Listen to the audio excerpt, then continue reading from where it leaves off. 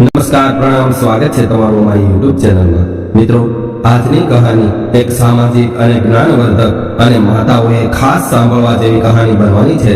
તો તમને વિનંતી છે કે આ કહાની અંત સુધી ધ્યાનથી સાંભળજો અને કહાની પસંદ આવે તો વિડીયોને લાઈક કરી અને કોમેન્ટ બોક્સમાં હર હર મહાદેવ લખી દેજો અને નવા મહેમાન હોય તો ચેનલને સબસ્ક્રાઇબ જરૂરથી કરજો। તો ચાલો શરૂ કરીએ આજની કહાની। પોતાના પતિના મૃત શરીર સામે બેસીને મંજુબેન શાંત નજરે જોઈ રહ્યા હતા। તેને હજુ સુધી વિશ્વાસ નહોતો આવતો કે તેમના પતિ મૃત્યુ પામ્યા છે, કેમ કે થોડા કલાક પહેલા તો એમની સાથે વાતો કરી રહ્યા હતા અને તેઓ કહી રહ્યા હતા કે આપણને બંનેને તો મૃત્યુ પણ જુદા નહીં કરી શકે। અને ત્યારે મંજુબેને ગભરાઈને એના મોઢા પર હાથ રાખીને કહ્યું હતું કે તમે મૃત્યુનું નામ ન લ્યો, કેમ કે મૃત્યુનું નામ સાંભળીને મને ડર લાગે છે। ત્યારે તેના પતિ બોલ્યા, અરે તું પણ કમાલ કરે છે, એવું કઈ નથી હોતું કે મૃત્યુનું નામ લેવાથી મૃત્યુ આવી જાય, અને જો એવું થઈ જતું હોય તો આ દુનિયા એમને એમ જ ખતમ થઈ ગઈ હોત। આ બધી તો અંધવિશ્વાસની વાતો હોય છે, પરંતુ એ ક્યાં જાણતા હતા કે મૃત્યુની વાત તેમણે કરી હતી તે આટલી જલ્દી સામે આવીને ઊભી રહેશે, તેમનું ઘર આવી રીતે ઉજળી જશે।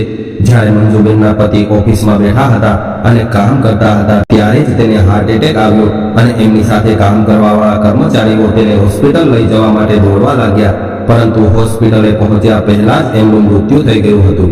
આ જોઈને તેમના સાથી કર્મચારીઓ દુઃખી મનથી એમનું મૃત શરીર મંજુબેનને સોંપીને જતા રહ્યા। પતિનો મૃતદેહ જોઈને મંજુબેનને પોતાની આંખો પર વિશ્વાસ નહોતો થઈ રહ્યો। તેઓ લગાતાર એમની તરફ જોઈ રહ્યા હતા। તેમના ત્રણેય પુત્રો ખૂબ જ હેરાનીથી એકદમ શાંત થઈ ગયેલી પોતાની માને જોઈ રહ્યા હતા, તો ક્યારેક પોતાના પિતાના મૃતદેહને જોઈ રહ્યા હતા, પરંતુ મંજુબેનની આંખોનું પાણી જાણે કે સુકાઈ ગયું હોય। તેમની આંખોમાં એક અલગ પ્રકારની ગંભીરતા આવી ગઈ હતી। આ જોઈને અમુક મહિલાઓ એવી વાતો કરવા લાગી કે જુઓ તો ખરા, આની આંખમાં આંસુ પણ નથી આવતું, અરે આને તો પોતાના પતિના મૃત્યુનું જરા પણ દુઃખ નથી। ત્યારે એક મહિલા જે ડોક્ટર હતી એ કહેવા લાગી કે આનું રડવું ખૂબ જ જરૂરી છે, નહીતર આને પણ હાર્ટ એટેક આવી શકે છે। તમે લોકો કંઈક એવો ઉપાય કરો કે મંજુબેન રડવા લાગે। ત્યારે 5 વર્ષનો દીકરો વિપુલ, જેને કંઈ પણ સમજ નહોતી, તે પોતાની મા પાસે આવ્યો અને કહેવા લાગ્યો, માં જુઓ તો પિતાજી કેમ ઉઠતા નથી, અને આપણા ઘરમાં આટલા બધા લોકો શા માટે આવ્યા છે, અને આ બધા કેમ રડી રહ્યા છે? માં તમે કેમ બોલતા નથી? આટલું કહીને વિપુલ મંજુબેનની ગોદમાં બેસીને રડવા લાગ્યો। બીજો દીકરો 7 વર્ષનો હતો અને મોટો દીકરો 10 વર્ષનો હતો, જે મૃત્યુનો અર્થ સારી રીતે સમજતો હતો। તેને ખબર હતી કે તેના પિતાજી હવે આ દુનિયામાં નથી રહ્યા, અને મોટો દીકરો તેની માનો હાથ પકડીને કહેવા લાગ્યો કે માં, હવે પિતાજી આપણી પાસે ક્યારેય નહીં આવે। પિતાજી તો આપણને છોડીને ખૂબ જ દૂર જતા રહ્યા છે, તમે તો અમને છોડીને નહીં જાવ ને। આટલું કહીને એ એની માના ગળે લાગીને જોર જોરથી રડવા લાગ્યો। બાળકોના આવા આક્રંદના અવાજના કારણે આસપાસમાં ઉભેલા તમામ લોકોની આંખોમાં આંસુ આવી ગયા। ત્યારે જ અચાનક મંજુબેન હોશમાં આવ્યા અને પોતાની આજુબાજુમાં બેઠેલા લોકો તરફ જોયું અને પોતાને ગળે લાગેલા ત્રણેય બાળકોને રડતા જોયા। ત્યારે મંજુબેન જોર જોરથી રડી પડ્યા। ત્યારબાદ તો એની આંખોમાંથી જાણે આંસુનો વરસાદ થવા લાગ્યો। પોતાના બાળકોને ગળે લગાવીને જોર જોરથી રડવા લાગ્યા અને કહેવા લાગ્યા કે મારા દીકરાઓ, હું તમને એકલા મૂકીને ક્યાંય નહીં જાઉં। આજથી હું જ તમારી મા અને બાપ બંને છું, તમે ચિંતા ન કરતા। ધીરે ધીરે સમય વીતવા લાગ્યો। બીજા લોકો આશ્વાસન આપીને પોતપોતાના ઘરે જવા નીકળી ગયા, પરંતુ પૈસા આપીને આ પરિવારની મદદ કરવાનું કોઈએ ન વિચાર્યું। મંજુબેન આ જોઈને હેરાન હતી કે જ્યાં સુધી એમના પતિ જીવતા હતા ત્યાં સુધી તો તમામ સગા સંબંધીઓ તેમને પોતાના પણ બતાવતા હતા, પરંતુ આજે પોતાના કહેવાવાળા જ મોઢું ફેરવીને જતા રહ્યા। તમામ સગા સંબંધીઓની ભીડ હતી, છતાં પણ મંજુબેન એકલા પડી ગયા હોય એવું મહેસૂસ કરતા હતા। જ્યારે મંજુબેને પોતાની પાસે રહેલા પૈસાનો હિસાબ લગાવ્યો તો તેમણે જોયું કે તેમના બેંક એકાઉન્ટમાં થોડાક જ રૂપિયા હતા, અને એ રૂપિયાથી ઘરનું ગુજરાન ચલાવવું ખૂબ જ મુશ્કેલ હતું, કેમ કે જે કાંઈ પૈસા એમના પતિએ કમાયા હતા એ પૈસા તો મકાન બનાવવામાં લગાવી દીધા હતા, અને મકાન પણ એટલું મોટું નહોતું કે એને ભાડા પર આપીને થોડા પૈસા કમાઈ શકીએ। મંજુબેન પાસે ફક્ત આ મકાન જ હતું જેમાં તેઓ પોતાના બાળકો સાથે રહી શકે। હવે મંજુબેનને નોકરી કરવાનો વિચાર આવ્યો, અને જે ઓફિસમાં એમના પતિ નોકરી કરતા હતા એ જ ઓફિસમાં તેમણે નોકરી માટે અરજી કરી, અને ઘણી બધી દોડધામ કર્યા બાદ તેને ત્યાં એક નાની એવી નોકરી મળી ગઈ। મંજુબેન વધારે ભણેલા નહોતા, તેઓ ફક્ત 12 ચોપડી ભણેલા હતા। એટલા માટે તેને નોકરી પણ કંઈ ખાસ ન મળી અને જે નોકરી મળી હતી એના પગારથી ઘરનું ગુજરાન ચલાવવું ખૂબ જ મુશ્કેલ હતું. એટલા માટે ઓફિસેથી ઘરે આવ્યા બાદ મંજુબેન ઘરે સિલાઈ કામ કરવા લાગ્યા. તેમનો મોટો દીકરો તો પહેલાથી જ સ્કૂલે જતો હતો, એટલે તેના કપડાં, ચોપડા અને સ્કૂલની ફી ભરવામાં ઘણો ખર્ચ થઈ જતો. પરંતુ નાના બંને દીકરાઓને તેમણે સરકારી સ્કૂલમાં ભણાવવાનું વિચાર્યું હતું.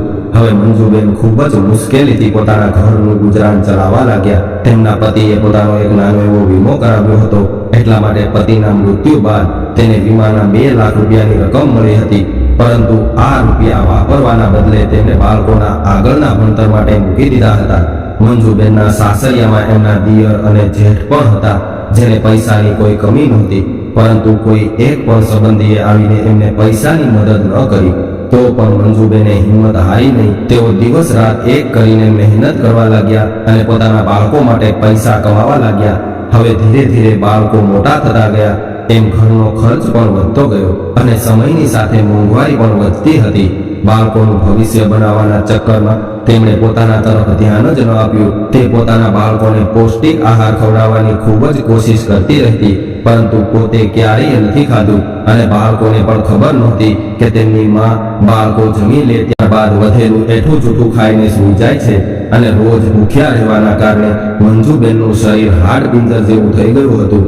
પૂરતા પ્રમાણમાં ભોજન ન ખાવાના લીધે અને હંમેશા ચિંતા કરવાના લીધે મંજુબેન સમયથી પહેલા જ વૃદ્ધાવસ્થા તરફ જઈ રહ્યા હતા. પરંતુ તે પોતાના શરીરની ક્યારેય પરવા નહોતા કરતા. તેમનો દિવસ તો પોતાના બાળકોની ચિંતાથી શરૂ થતો અને રાત્રે બાળકોને સુવડાવીને સૂઈ જતી. હવે ત્રણેય બાળકો ભણવામાં ખૂબ જ હોશિયાર હતા, એટલે તે પોતાના બાળકોને મોટા હોદ્દા ઉપર બેસાડીને તેમના પતિની ઈચ્છા પૂરી કરવાની દરેક સંભવ કોશિશ કરી રહ્યા હતા. તેમના પતિ હંમેશા એવું કહેતા હતા કે આપણે આપણા બાળકોને એટલા લાયક બનાવી દઈશું કે તેઓ બીજા લોકો માટે એક મિસાલ બને. અને પોતાના પતિની આ વાત એના મગજમાં હંમેશા ઘૂમતી રહેતી. ધીરે ધીરે ત્રણેય દીકરા જવાન થઈ ગયા અને તકલીફો વેઠતા વેઠતા પણ મંજુબેને ત્રણેય દીકરાઓને એટલા લાયક બનાવ્યા કે તેમને સારી નોકરી મળી ગઈ. અને મંજુબેનને એ વાતની ખુશી હતી કે તેમણે તેમના પતિની ઈચ્છા આજે પૂર્ણ કરી છે. તેમનો મોટો દીકરો એક મોટી કંપનીમાં એક મોટા હોદ્દા પર હતો. વસ્તેલો દીકરો વકીલ હતો અને સૌથી નાનો દીકરો રેલવેમાં હતો. હવે આ ત્રણેય દીકરાઓ માટે સારા સારા ઘરોમાંથી માગા આવવા લાગ્યા. મોટો દીકરો તેના બોસની દીકરી સાથે પ્રેમ કરતો હતો અને તેની સાથે વિવાહ કરવા માંગતો હતો. જ્યારે તેણે આ વાત એની માને કરી તો મંજુબેન બોલ્યા કે કોઈ પણ છોકરી તને પસંદ હોય તો તું એની સાથે વિવાહ કરી શકે છે, કેમ કે તારું જીવન તારે જીવવાનું છે અને તારે જ નિભાવવાનું છે. અને હું તો રાજી થઈશ, કેમ કે તું તારી પસંદની છોકરી સાથે વિવાહ કરી શકીશ. મંજુબેનની રજા મળી ગઈ એટલે થોડા દિવસ બાદ મોટા દીકરાએ એ છોકરી સાથે વિવાહ કરી લીધા. અને મંજુબેન એવું વિચારીને ખુશ થઈ રહ્યા હતા કે હવે ઘરમાં એનો સાથ આપવા વાળી વહુ આવી જશે, એટલે તેના પરથી થોડી જવાબદારી હળવી થશે. પરંતુ એમની બધી જ આશાઓ પર પાણી ફરી વળ્યું, કેમ કે આ છોકરી એક ખૂબ જ મોટા પરિવારમાંથી આવી હતી. એટલે તેમણે ઘરમાં આવતા જ મંજુબેન પર પોતાના હુકમ ચલાવવાનું શરૂ કર્યું. ઘરના કામમાં પોતાની સાસુને મદદ કરવાની વાત તો દૂર રહી, પરંતુ એ તો પોતાની સાસુને જોવાનું પણ પસંદ નહોતી કરતી અને તેમને તો મંજુબેનનું કરેલું કામ પણ પસંદ નહોતું આવતું. હવે વહુ મંજુબેનને વાત વાતમાં એવું કહેતી કે તમને તો કોઈ પણ કામ સારી રીતે કરતા આવડતું નથી. તો ક્યારેક એવું કહેતી કે તમારી આટલી ઉંમર થઈ ગઈ છે તો પણ તમને સારું જમવાનું બનાવતા નથી આવડતું. અમારા ઘરમાં તો નોકરો પણ તમારાથી સારું ખાવાનું બનાવે છે. રોજ રોજ વહુની આવી કડવી વાતો સાંભળીને મંજુબેન પરેશાન થઈ ગયા અને તેમણે કહ્યું કે કદાચ મારા હાથનું બનાવેલું ખાવાનું તમે પસંદ ન હોય તો એક સારું ભોજન બનાવવા વાળો રાખી લે, ત્યારબાદ તને જમવાની કોઈ તકલીફ નહીં પડે. મંજુબેન આટલું બોલ્યા ત્યાં તો વહુ ઉછળવા લાગી અને કહેવા લાગી કે તમારો કહેવાનો મતલબ શું છે? તમે એવું કહો છો કે ભોજન બનાવવા વાળો રાખી લો? તમને જમવાનું બનાવતા ન આવડતું હોય તો શીખવાની કોશિશ કરો ને. તમારે તો કંઈ શીખવું નથી અને ઉલટા મને કહી રહ્યા છો નોકર રાખવાનું. શું નોકર એમને એમ રાખી શકાય છે? એને પગાર કોણ આપશે? તમે આપશો? તમારી પાસે તો એક પણ પૈસો નથી. દિવસ રાત મહેનત કરીને પૈસા અમે કમાઈએ છીએ, અમે કંઈ મફતમાં બેસીને રોટલા નથી તોડતા. વહુની આવી તીખી વાતો સાંભળીને મંજુબેન આશ્ચર્યચકિત થઈ ગયા, કેમ કે દિવસ રાત મંજુબેન કામમાં લાગ્યા રહેતા, પરંતુ કોઈ સામેથી આવીને એટલું પણ નહોતું કહેતું કે માં તમે થાકી ગયા હશો તો થોડો આરામ કરી લો. ઘણી વખત તો દીકરો સામે હોય તો પણ વહુ મંજુબેનનું અપમાન કરતી હતી પરંતુ તેને રોકવાના બદલે દીકરો મૂકદર્શક બનીને સામે ઉભો રહેતો. ત્યારે મંજુબેન વિચારવા લાગતા કે આ બાળકો માટે મેં શું નથી કર્યું, કેટલું બધું સહન કર્યું છે, કેટલી મહેનત કરીને પાળી પોષીને મોટા કર્યા છે, અને આજે આ બાળકો મને આવું કહે છે. મંજુબેન નિરાશ થઈ ગયા હતા, પરંતુ એના મનમાં એક આશા હતી કે મારા બીજા દીકરાના વિવાહ થશે અને વહુ આવશે તો એમની વહુ જરૂર સારી હશે. મંજુબેનને વિશ્વાસ હતો કે ભગવાન આટલા નિર્દય ન હોઈ શકે, પરંતુ જ્યારે બીજી વહુ આવી ત્યારે મંજુબેનનો આ વિશ્વાસ પણ તૂટી ગયો, કેમ કે બીજી વહુ તો મોટી વહુ કરતા પણ મોડર્ન હતી. એને તો પોતાની સાસુ સાથે રહેવાનું અને ઘરનું કામ કરવાનું તો બિલકુલ પસંદ નહોતું. એક દિવસ જ્યારે એની નાની વહુની સહેલીઓ ઘરે આવી અને હસી મજાક ચાલી રહ્યું હતું, એ સમયે જ મંજુબેન એમની સામેથી નીકળ્યા તો એની વહુએ એ સમયે તો કંઈ ન બોલી, પરંતુ તેની સહેલીઓના ગયા બાદ મંજુબેન પર તૂટી પડી કે તમારી હિંમત કેવી રીતે થઈ મારી સહેલીઓ સામે આવવાની. એ તો ભગવાનનો આભાર માનો કે મારી સહેલીઓએ તમને ઘરની એક નોકરાણી સમજ્યા હતા. કદાચ એને ખબર પડી જાત કે તમે મારા સાસુ છો તો મારી સહેલીઓ સામે મારી શું ઇજ્જત રહી જાત. અરે ભિખારી પણ તમારાથી સારા કપડાં પહેરે છે, કંઈક સારા કપડાં પહેરવા શીખો. હવે તમે મારી વાત કાન ખોલીને સાંભળી લ્યો કે મારા સગા સંબંધીઓ અથવા મારી સહેલીઓમાંથી કોઈ પણ આપણા ઘરે આવ્યું હોય ત્યારે તમે રસોડામાંથી બહાર નહીં નીકળતા. આ બધું વહુએ દીકરાની સામે જ કહ્યું હતું. મંજુબેન મનમાં વિચારી રહ્યા હતા કે મારો દીકરો આ બધું સાંભળીને એની પત્નીને ચૂપ કરાવશે અને કહેશે કે આ મારી માં છે, એની સાથે તારે ઇજ્જતથી વાત કરવી જોઈએ. પરંતુ ઉલટાનો દીકરો પણ મંજુબેન પર તૂટી પડ્યો અને કહેવા લાગ્યો કે સાચું કહ્યું છે મારી પત્નીએ, તમારે અમારા લેવલનું ધ્યાન રાખવું જોઈએ. જેવી રીતે તમે રહો છો, જેવા કપડાં પહેરો છો, એનાથી તો તમે એક નોકરાણી જેવા લાગો છો. પોતાના જ દીકરાના મોઢેથી આવી વાતો સાંભળીને મંજુબેન હેરાન રહી ગયા. આજે તેને પોતાની પરવરિશ પર શરમ આવી રહી હતી. મંજુબેન મનમાં એવું વિચારી રહ્યા હતા કે દીકરાને અત્યારે જ કહી દઉં કે તે ક્યારેય તારી માને એક સાડી પણ લાવીને આપી છે, પછી કંઈક ખરીદવા માટે થોડા પૈસા પણ આપ્યા છે. જે કાંઈ પણ મારી પાસે હતું એ બધું જ મેં તમારી પાછળ વાપરી નાખ્યું છે. પહેલા તો હું સિલાઈ કામ કરતી હતી, પરંતુ હવે તો તમે એ પણ નથી કરવા દેતા, કેમ કે તમારી ઇજ્જત પર ડાઘ લાગે છે. અને આખો દિવસ હું ઘરમાં કામ કરું છું તો પણ તમારી આંખોમાં ખટકું છું. આ મકાન મારા નામ પર છે, જેમાં તમે લોકોએ 3 માળનું બિલ્ડિંગ ઊભું કરી દીધું છે, અને તો પણ મને આ ઘરમાં રહેવા માટે એક રૂમ પણ નથી આપી શક્યા. મારો પલંગ દાદર નીચે પડ્યો છે અને તમને કોઈને એ વાતની ખબર પણ નથી કે ઠંડીમાં મારી શું હાલત થતી હશે. એનો તમે ક્યારેય વિચાર પણ કર્યો છે? મંજુબેન મનમાં ને મનમાં આવું બધું વિચારી રહ્યા હતા, પરંતુ એમની હિંમત નહોતી થઈ રહી કોઈને કંઈ કહેવાની, કેમ કે જેવી સ્થિતિમાંથી એ ગુજરી રહ્યા હતા અને કદાચ તે કોઈને કંઈ કહી દે તો આનાથી પણ બદતર સ્થિતિ આવી શકે એમ હતી. હવે તેના સૌથી નાના દીકરાએ પણ પોતાની પસંદની છોકરી સાથે વિવાહ કરી લીધા અને અલગ ઘર લઈ લીધું, અને એ લોકોએ પણ પોતાના મોઢેથી એક વાર પણ મંજુબેનને એવું ન કહ્યું કે માં તમે થોડા દિવસ અમારા ઘરે રહેવા આવો. કહેવાય છે કે દુઃખની રાત ગુજર્યા બાદ ફરીથી સુખનું સવાર પડે છે, પરંતુ મંજુબેનની જિંદગીમાંથી તો દુઃખની રાત હટવાનું નામ જ નહોતી લેતી. એમનું શરીર હવે ધીરે ધીરે કમજોર થવા લાગ્યું.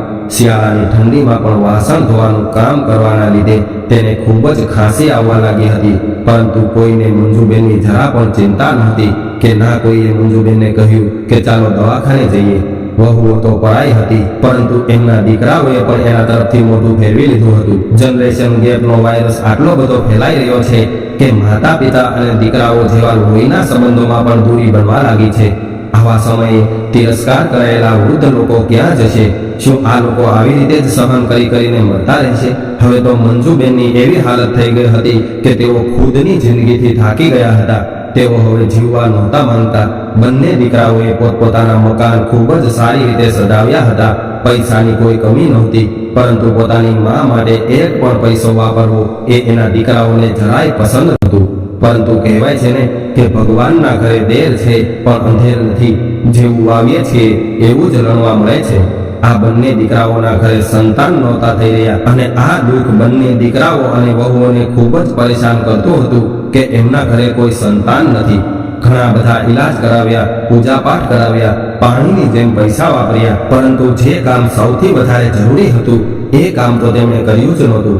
કોઈના મગજમાં એ ન આવ્યું કે એમની મા મંજુબેન, જેને આખો દિવસ એક નોકરાણી સમજીને રાખવામાં આવે છે, જેને બોજ સમજવામાં આવે છે, એ માના આશીર્વાદ સૌથી વધારે જરૂરી છે. હવે મોટા દીકરાની પત્ની બીમાર પડી ગઈ. ઘણા બધા ટેસ્ટ કરાવ્યા બાદ ખબર પડી કે એમની બંને કિડની ખરાબ થઈ ગઈ છે અને ડોક્ટરે જલ્દીથી જલ્દી કિડનીની વ્યવસ્થા કરવાનું કહ્યું છે અને આવું નહીં કરો તો કંઈ પણ થઈ શકે છે. હવે આખા ઘરમાં ચકચાર મચી ગયો, પરંતુ એવું કોઈ નહોતું જે પોતાની કિડની આપી શકે.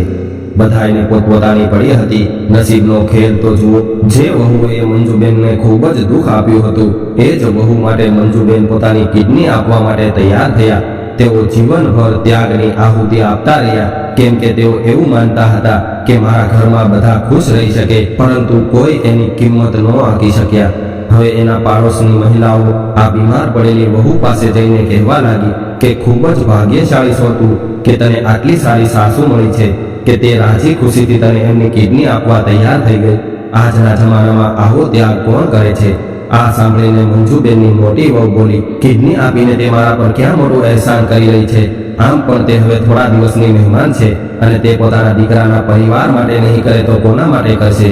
વહુની વાત સાંભળીને મંજુબેન હેરાન રહી ગયા. મંજુબેન ઘણી વાર વિચારતા હતા કે આવા વાતાવરણથી દૂર જતી રહું, પરંતુ બીજો કોઈ રસ્તો પણ નહોતો.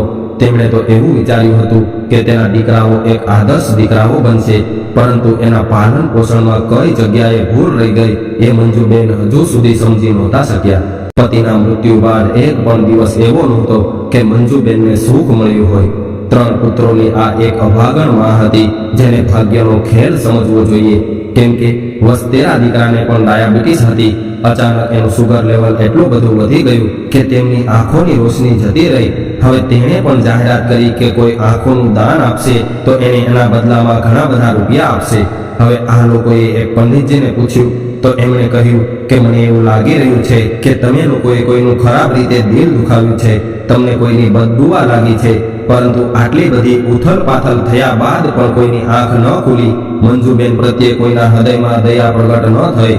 કોણ જાણે કેમ મંજુબેનના નિર્મળ પ્રેમના ઝરણાને એમના દીકરાઓ અને વહુઓ જોઈ ન શક્યા. પોતાના દીકરાઓ અને વહુઓની આવી માનસિક સ્થિતિ જોઈને મંજુબેન સહન ન કરી શક્યા. એમની સામે જ એમની એક વહુ કિડનીની બીમારીના કારણે મોત સામે લડી રહી હતી, તો બીજો દીકરો પોતાની આંખોની રોશની ખોઈ બેઠો હતો.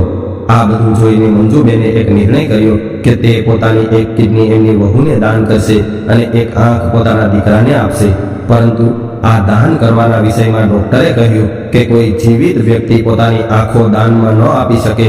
અને જ્યારે કિડની આપવા માટે ચેકઅપ કરાવ્યું તો ખબર પડી કે મંજુબેન તો જન્મથી જ એક કિડની પર જીવી રહ્યા છે, જેના કારણે તેઓ કિડની પણ દાન નહીં કરી શકે. ડોક્ટરે કહ્યું, માજી, તમારે તો એક જ કિડની છે અને એ પણ કાઢી લઈશું તો તમારું મૃત્યુ થશે. અને ડોક્ટરનું કામ બીજાનો જીવ બચાવવાનું હોય છે, કોઈનો જીવ લેવાનું નહીં. એટલે જીવિત વ્યક્તિની આંખો પણ દાન નહીં થઈ શકે. આવું જાણી મંજુબેન નિરાશ થઈ ગયા અને પોતાના જીવન પ્રત્યે તો તેને પહેલાથી જ મોહ રહ્યો નહોતો, કેમ કે જેવી રીતે પોતાનું જીવન એ જીવી રહ્યા હતા તેનાથી તો મૃત્યુ ઘણું બધું સુખદાયક બની શકે એમ હતું. આવું વિચારીને તેમણે એક ઉપાય કર્યો અને અત્યાર સુધી તો મંજુબેન બસ આહુતિ જ આપતી રહી છે, પરંતુ કોઈએ તેની કદર ન કરી, કોઈને તેના ત્યાગનો આભાસ પણ ન થયો. એટલે આવું જીવન જીવવાનો શું ફાયદો? આવું વિચારીને મંજુબેને ફેસલો કરી ચૂક્યા હતા. પરંતુ આ નિર્ણયને અંજામ આપતા પહેલા તેમણે એક પત્ર લખ્યો. પત્ર લખ્યા બાદ તેમણે બાજુમાં પડેલી ઊંઘની ગોળીઓ તરફ જોયું અને બીજા દિવસે સવારે જ્યારે મંજુબેન પથારીમાંથી ન ઉઠ્યા તો ઘરના તમામ લોકો હેરાન હતા કે હંમેશા સૌથી પહેલા ઉઠવાવાળી માં આજે કેમ નથી ઉઠી. જ્યારે મોટા દીકરાએ તેમને હલાવીને જોયું તો તે હેરાન રહી ગયો, કેમ કે તેની માં તો આ દુનિયા છોડીને જતી રહી હતી. અને બાજુમાં રાખેલા પત્ર તરફ નજર ગઈ એટલે તેમણે એ પત્ર ઉઠાવીને વાંચવાની કોશિશ કરી તો એમાં લખ્યું હતું. એ વાંચીને મોટો દીકરો સ્તબ્ધ થઈ ગયો. પત્રમાં લખ્યું હતું કે મારા વહાલા બાળકો, તમે બધા હંમેશા ખુશ રહેજો. તમારા બધા માટે હું જીવનભર ત્યાગ કરતી રહી, પરંતુ તમારામાંથી કોઈને પણ એનો આભાસ પણ ન થયો. ઘણી વખત હું ત્યાગ અને બલિદાનની આહુતિ આપતી રહી અને મારો હંમેશા એવો પ્રયાસ હતો કે હું તમને બધાને ખુશ રાખી શકું, પરંતુ એ મારા ભાગ્યનો ખેલ હતો કે હું હંમેશા તમને ખુશ રાખવામાં નિષ્ફળ થઈ. તમારા દિલમાં મારા માટે થોડી ઘણી પણ ભાવના જાગૃત ન કરી શકી અને હવે તો આહુતિ આપવા માટે મારી પાસે કંઈ બચ્યું પણ નહોતું. એટલા માટે મેં વિચાર્યું કે હવે શું કરું જેનાથી તમારા જીવનમાં ખુશી આવી શકે. તમે મારા પ્રેમને નાટક ન સમજો, એટલા માટે આજે મેં આ અંતિમ આહુતિ આપવાનો નિર્ણય કર્યો છે. અને આ મારી પૂર્ણ આહુતિ હશે, જેનાથી મારી આત્માને શાંતિ મળી જાય અને તમને લોકોને મારા ત્યાગ અને બલિદાનનો થોડો ઘણો પણ આભાસ થઈ શકે. તમને પાળી પોષીને મોટા કરવામાં મારી જોડી તો બિલકુલ ખાલી થઈ ગઈ છે.